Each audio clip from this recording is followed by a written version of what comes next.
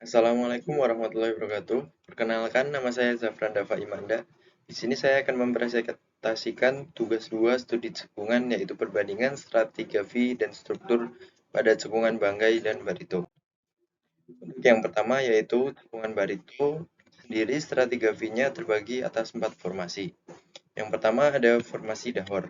Formasi Dahor sendiri itu litologi pengisinya yaitu ada batu pasir kuarsa, kasar, penglomeratan, bersisipan lempung, setempat karbonan dan gambut. Untuk formasi Warukin itu terdapat batu pasir kuarsa, batu lempung, dan sisipan batu bara.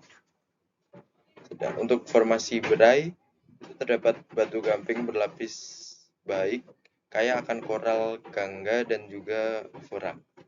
Yang terakhir yaitu untuk formasi Tanjung sendiri, terdapat batu pasir kuarsa berselingan dengan batu lempung dan lapisan batu bara dan lensa batu gamping.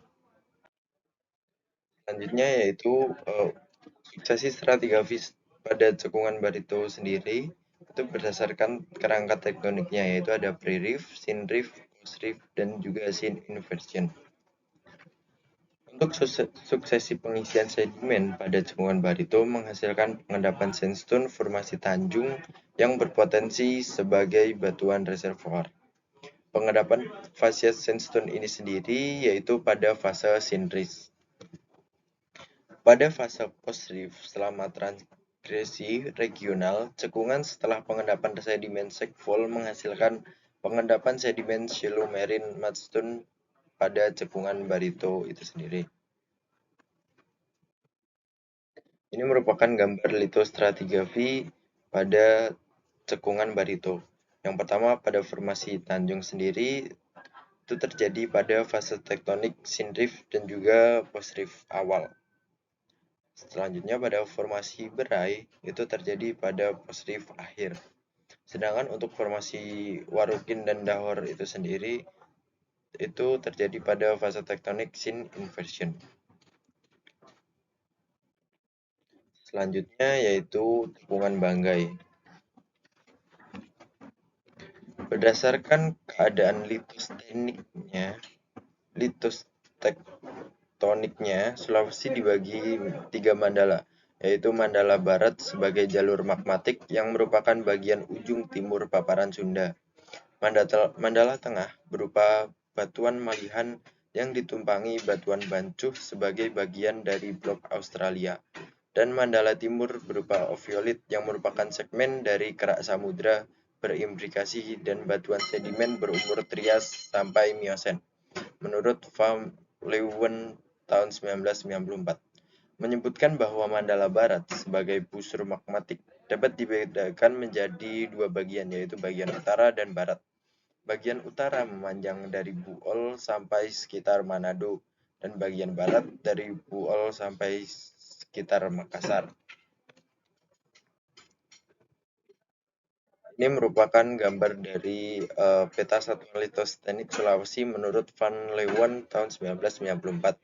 Yang pertama yaitu busur magmatik bagian barat yang berwarna agak kecoklatan, yaitu pada daerah ini. Itu merupakan bagian dari Mandala Barat.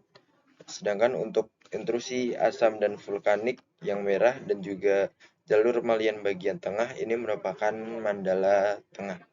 Dan yang berwarna ungu sendiri ini, jalur ophiolite Sulawesi Timur, merupakan dari Mandala Timur. Ini merupakan gambar dari stratigrafi cekungan Banggai itu sendiri. Yang di basement ini rata-rata merupakan batuan metamorf, di atasnya metamorf terdapat batuan vulkanik. Dan di seluruh formasinya ini litologi pengisinya yaitu rata-rata memiliki litologi berupa batu gamping. Untuk struktur pada cekungan Banggai sendiri ini, di bagian timur Sulawesi dijumpai sesar Matano dengan berarah barat laut timur dan ujung baratnya menyambung dengan sesar Palu Koro menurut Hamilton tahun 1979. Sesar Palu Koro memanjang dari utara bagian Kabupaten Palu ke selatan bagian Kabupaten Malili hingga Teluk Bone sepanjang kurang lebih 240 km.